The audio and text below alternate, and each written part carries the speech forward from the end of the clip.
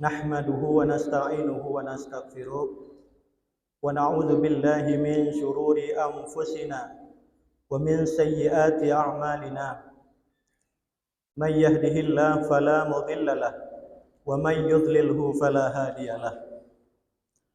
Allahumma salli wa sallim wa barik ala sayyidina Muhammad wa ala alihi wa ashabihi ajma'in. Rabbi syrah li sadri wa yassir li amri wahlul 'uqdatam min lisani yafqahu qawli. Allahumma la sahla illa ma ja'altahu sahla wa anta taj'alus su'ba idza syi'ta sahla. Amma ba'd. Sidang jamaah salat Isya dan tarawih yang dirahmati Allah. Mari buat langkah yang pertama, sama-sama kita memuja Allah Subhanahu wa taala, di mana oleh Allah pada malam yang berbahagia ini, malam yang berbahagianya mantang gebi kegetanyo kesempatan kesehatan sehingga kita bisa berkumpul kembali di masjid tercinta ini pada malam ke-20 Ramadan dalam rangka menghidupkan malam-malam Ramadan. Kemudian salawat bernadakan salam, mari sama-sama kita haturkan ke pangkuan alam Nabi besar Muhammad sallallahu alaihi wasallam beserta kepada al dan sahabat beliau sekalian. Yang kita hormati kepada Abi Imam Syekh Masjid, pengurus BKM, panitia pembangunan masjid, seterusnya kepada remaja-remaja masjid, yang getanya pemulia, kepada seluruh guru-guru getanya, guru-guru kita bersama yang telah hadir di tengah-tengah kita, kemudian yang kita muliakan kepada seluruh jamaah salat Isya, tarawih dan witir yang dirahmati Allah. Sidang jamaah yang dirahmati Allah, mari sejenak 5 atau 10 menit ke depan kita mengulang kembali tentang fadilah-fadilah pada bulan suci Ramadan. Kiranya dapat bermanfaat yang pertama sekali kepada saya dan kiranya menjadi manfaat kepada jamaah sekalian. Sidang jamaah yang dirahmati Allah, pada bulan Sya'ban dan Rajab, legetanya ban Bandung pasti tapanjatkan doa, Allahumma barik li fi Rajab, Allahumma barik li fi Sya'ban, wa ballighni fi Ramadan. Ya Allah, berkahilah hidup kami di bulan Rajab. Ya Allah, berkahilah hidup kami di bulan Sya'ban. Wa ballighni fi Ramadan, dan sampaikanlah umur kami. Nuputroh ya Allah umur kamu fi Ramadan, dalam bulan suci Ramadan. Maka pada malam yang ke-20 ini, alhamdulillah, getanya bersama kagubi panjang umur oleh Allah Subhanahu wa taala untuk menikmati, untuk beribadah, untuk menghidupkan malam-malam bulan suci Ramadan. Sungguh sangat banyak saudara-saudara getanya, le syara-syara getanya tetap nagu doa, Allahumma barik li fi Rajab, Allahumma barik li fi Sya'ban, wa ballighni fi Ramadan. Bandum-bandum saudara getanya gumu doa, berumpak dengan bulan suci Ramadan. Tapi takdir hanali keputroh oleh Allah Subhanahu wa taala, kaawai ducok pulang oleh Allah Subhanahu wa taala. Maka sidang jamaah yang dirahmati Allah, pada malam bulan suci Ramadan, legetanya mantengna padum-padum urat. Bisa jadi si kurang atau si pelau atau si belah urat. Mari legetanya lagi ceramah li gurai-gurai yang kau likat, legetanya tak hidupkan malam-malam bulan suci Ramadan. Legetanya tak hidupkan siang-siang bulan suci Ramadan. Sesuai dengan hadis Nabi, man sama Ramadanan imanan wa ihtisaban, ghufira lahu ma taqaddama min dzambih. Yang pertama, ketika legetanyo hadir dalam bulan suci Ramadan, man sama Ramadana, barang siapa yang berpuasa pada bulan suci Ramadan, iman wa ihtisaba, hal keadaan beriman, wahtisaba, dan mengharap ridha daripada Allah Subhanahu wa taala, ghufira lahu ma taqaddama min dzambi, maka Allah akan mengampuni dosa-dosa kita, dosa-dosa yang telah terdahulu. Maka yang pertama sekali dari hadis Rasulullah sallallahu alaihi wasallam adalah ketika siang hari kita berpuasa itu disertai dengan iman. Karena sungguh kalau kita tidak punya iman, maka puasa tersebut tidak akan sanggup kita lakukan. Ketika iman kita hilang di dalam jiwa dan dada, maka puasa itu tidak akan mampu kita lakukan. Maka Nabi mengatakan, man sama Ramadana imana wahtisaba. Ketika kita berpuasa karena iman, wahtisaba, dan mengharap ridha Allah, maka yakinkanlah Allah akan mengampuni dosa-dosa kita, apakah setahun yang lalu dan sebagainya. Kemudian dalam hadis yang kedua, Nabi mengatakan, man qama Ramadana imana wahtisaba, ghufira lahu ma taqaddama min dzambih.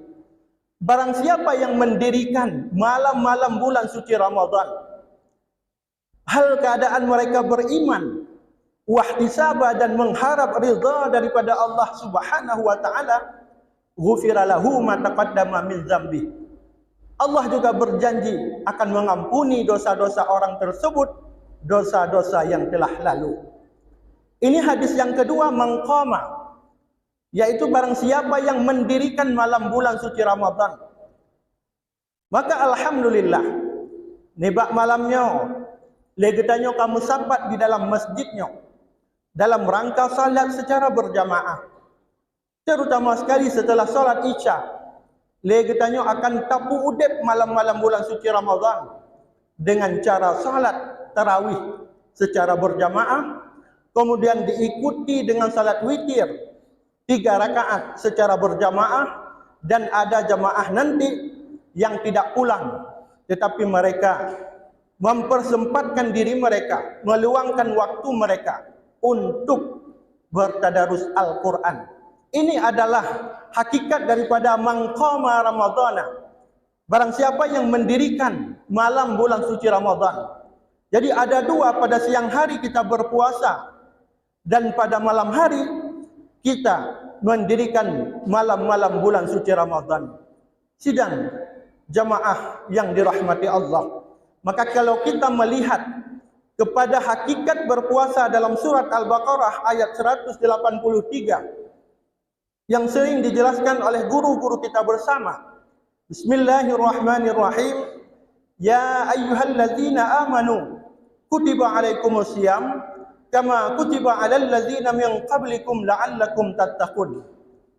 Ketika Allah Subhanahu wa taala memerintahkan salat kepada umat manusia, Allah menggunakan kata-kata fi'il amar, aqimus salah. Kemudian yang kedua, ketika Allah memerintahkan kepada umat manusia untuk membayar zakat, Allah juga menggunakan kalimat fi'il amar, wa atuz zakah. Dalam kaidah dikatakan bahwa al-aslu lil amri yadullu lil wujub. Ketika Allah Subhanahu wa taala menggunakan kalimat perintah di dalam Al-Quran, maka hakikatnya adalah perintah untuk kewajiban kepada umat manusia.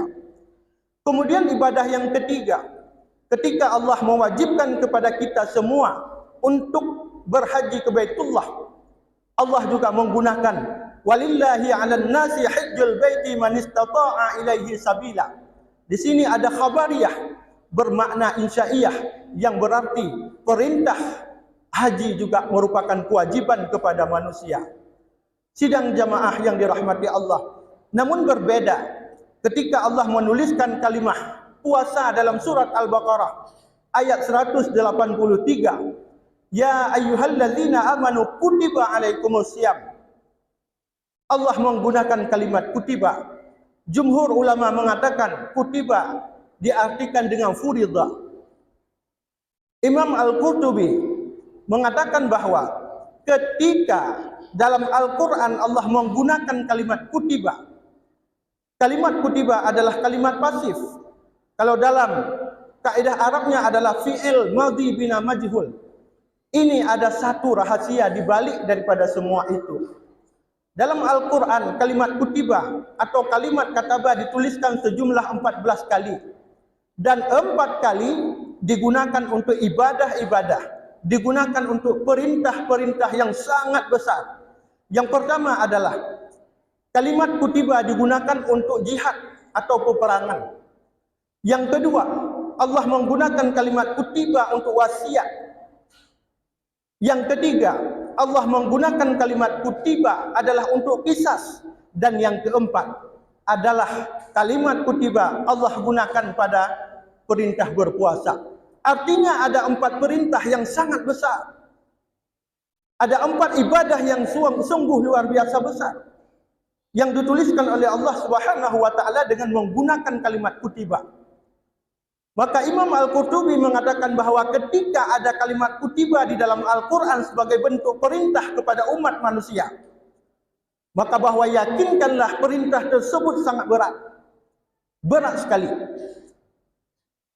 Kemudian yang kedua, perintah tersebut sungguh sangat rahasia. Coba kita bandingkan dengan perintah salat. Sembahyang hanale rahasia. Ramai orang yang gedepu tanya orang atas semayang. Ramai orang gedepu bahawa kita semua ada salat. Kenapa? Karena kita sering berjamaah. Kemudian kalimat yang kedua pada zakat juga. Hampir semua orang akan tahu bahawa kita membayar zakat. Minimal ada amil, ada tungku imum yang menerima zakat. Apalagi haji.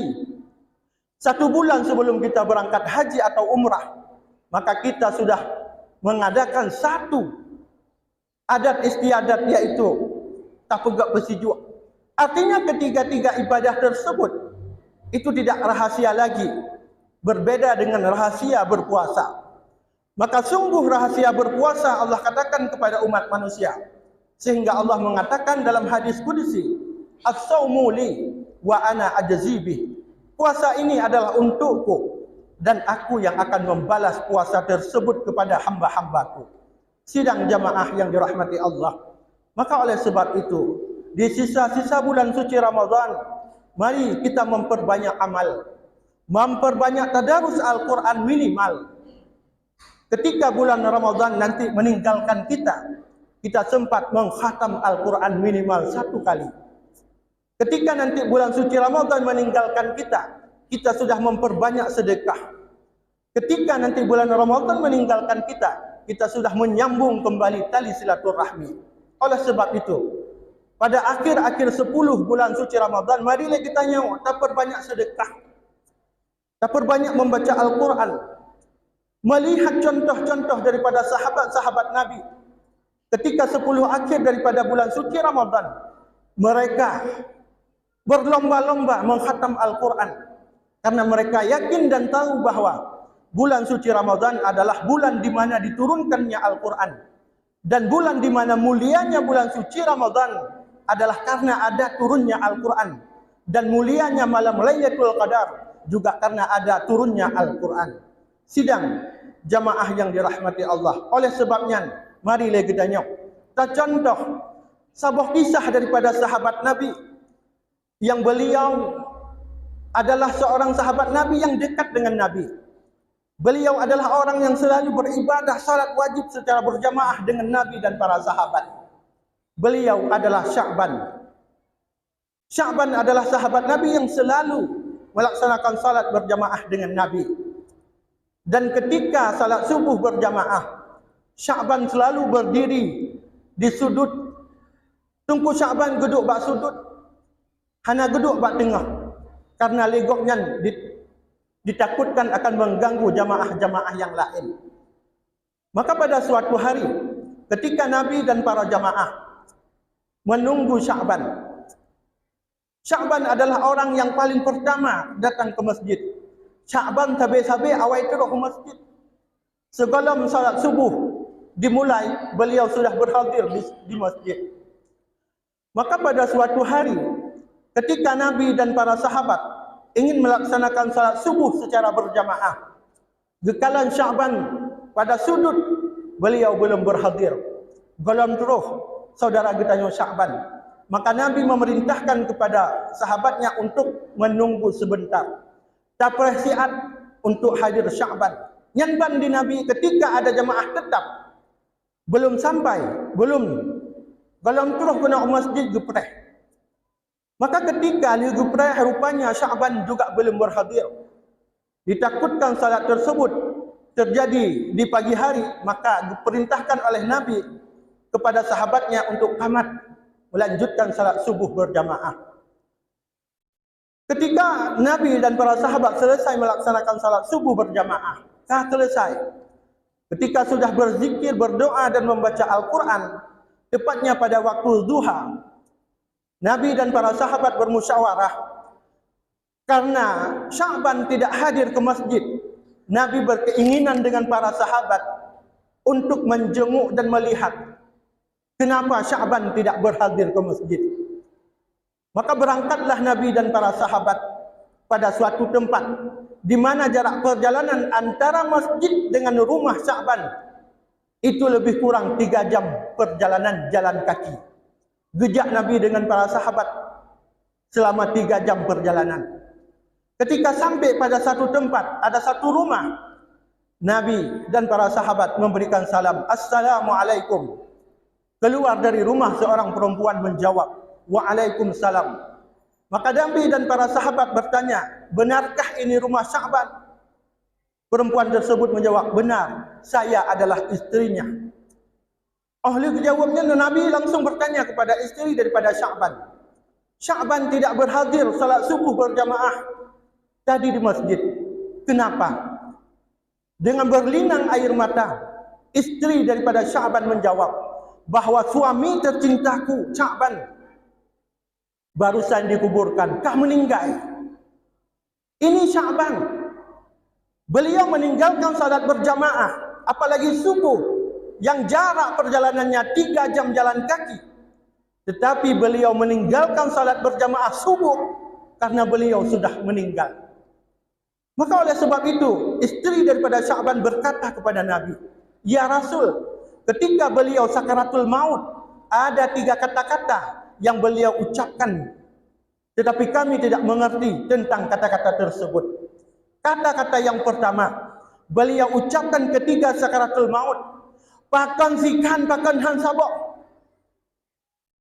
Kemudian kata-kata yang kedua, pakan yang tuha, pakan yang bro, pakan han baro. Dan kata-kata yang ketiga diucapkan oleh Sya'ban adalah, pakan han lebih jauhlam ya Allah, pakan tonhat, pakan han lebih jauhlam.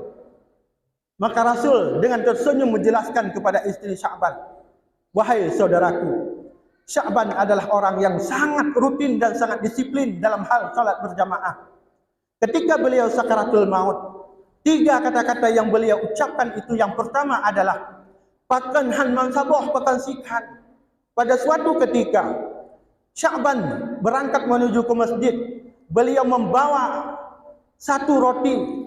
Maka ketika di tengah perjalanan beliau berjumpa dengan seorang pengemis yang 3 hari 3 malam tidak sempat makan. Maka Sya'ban membagi roti tersebut, setengah untuk pengemis dan setengah untuk dirinya.